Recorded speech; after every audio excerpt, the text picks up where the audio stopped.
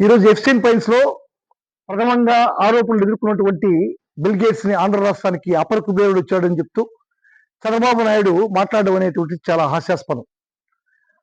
ఈ రోజు ఇంత అభియోగాలు ఎదుర్కొన్నటువంటి ఈ యొక్క బిల్ గేట్స్ ని ఆంధ్ర రాష్ట్రానికి తీసుకొచ్చి ప్రపంచ దేశాలకి చంద్రబాబు నాయుడు ఏ సందేశాన్ని పంపించాలనుకుంటున్నాడు అనేటువంటిది ఈ రోజు ఆంధ్ర రాష్ట్ర ప్రజలందరికీ కూడా చెప్పాల్సిన అవసరం ఉంది.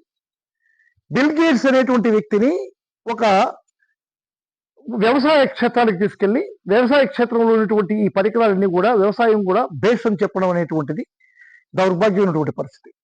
ఏదైనా ఒక వ్యవసాయానికి సంబంధించినటువంటి సైంటిస్ట్ ని తీసుకెళ్లి ఇటువంటి కార్యక్రమాలు చేయాలి కానీ బిల్ గేట్స్ ని తీసుకెళ్లి వ్యవసాయంలో ముడిపెట్టడం అనేటువంటిది దారుణం.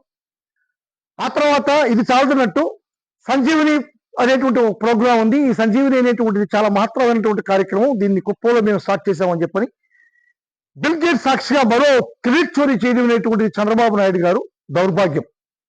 అదే చంద్రబాబు నాయుడు గారు మీరు ఒకటి గుర్తుపెట్టుకోవాలి. ఇది గత ప్రభుత్వంలో జగన్మోహన్ రెడ్డి గారు ముఖ్యమంత్రిగా ఉన్నప్పుడు జగనన్న ఆరోగ్య సురక్ష అనేటువంటి కార్యక్రమం ద్వారా ఆంధ్ర రాష్ట్రంలో ప్రజలందరి యొక్క ఆరోగ్య పరిస్థితులన్నింటినీ కూడా అవగాహన వేయడానికి ఒక కార్యక్రమాన్ని జగన్మోహన్ రెడ్డి గారు తీసుకొచ్చిన మాట మీకు గుర్తుందా లేదా? ఈ యొక్క జగన్మోహన్ రెడ్డి గారి ఆరోగ్య సురక్ష అనేటువంటి కార్యక్రమాన్ని బిల్ గేట్స్ కూడా చెప్పాల్సింది. ఇటువంటి కార్యక్రమాలు చేస్తూ ఈ యొక్క క్రెడిట్ చోరీలు చేస్తూ ఈ రోజు అభియోగాలు ఎదుర్కొన్నటువంటి ఇటువంటి వ్యక్తుల్ని మన రాష్ట్రానికి తీసుకొని వచ్చి అధికారం కోసం అధికారంలో ఉన్నటువంటి మీరు ప్రచార యావ కోసం ఈ విధంగా చేయడం అనేటువంటిది దారుణం. నిజంగా మీరు రైతు సమస్యలను పరిష్కరించాలంటే ఒక పద్ధతి ప్రకారం రైతుల దగ్గరికి వెళ్ళాలి కానీ ఇటువంటివి మంచివి కాదని చెప్పి రైతు విభాగం ద్వారా మేము తెలియజేస్తున్నాం.